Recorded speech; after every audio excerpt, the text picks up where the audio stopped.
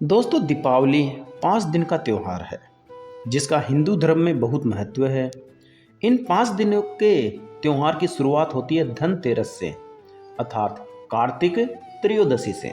आखिर धनतेरस क्यों मनाई जाती है और इस दिन किसकी पूजा होती है, इसके विषय में आज हम बात करेंगे।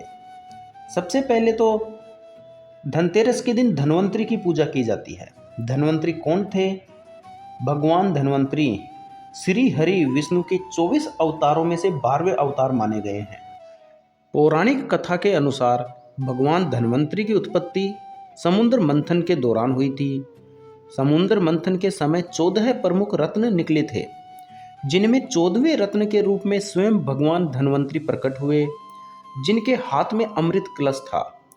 4 भुजाधारी भगवान धन्वंतरि के एक हाथ में आयुर्वेद ग्रंथ, दूसरे में औषधि कलश, तीसरे में जड़ी बूटी और चौथे हाथ में शंख विद्यमान है।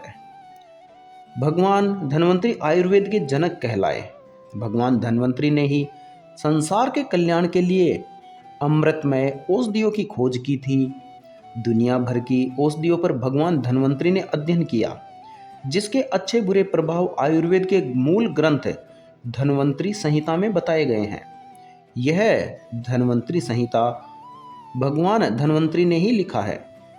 महर्षि विश्वामित्र के पुत्र सुश्रुत ने इन्हीं से आयुर्वेद की चिकित्सा की शिक्षा प्राप्त की थी और आयुर्वेद के सुश्रुत संहिता की रचना की।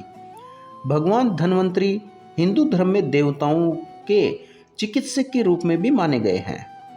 पौराणिक कथा के अनुसार जैसे समुद्र मंथन के दौरान 14 रत्न निकले, उन्हीं में से एक भगवान धन्वंतरि थे।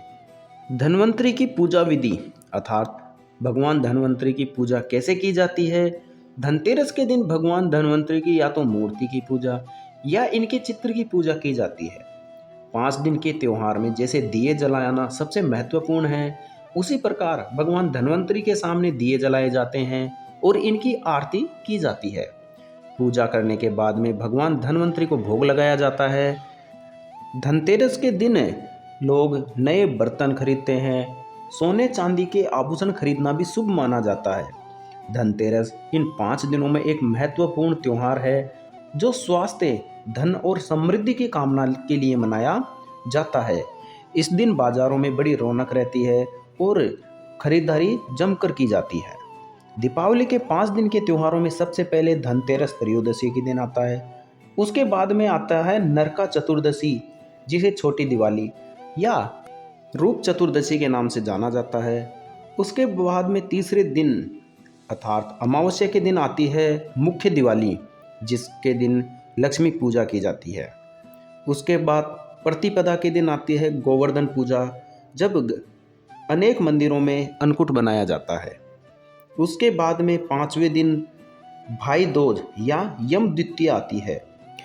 इस प्रकार इन 5 दिनों के त्यौहार में लोग अपने घरों को सजाते हैं, दिए जलाते हैं, पूजा करते हैं और अपने परिवार और मित्रों के साथ मिलकर जश्न मनाते हैं।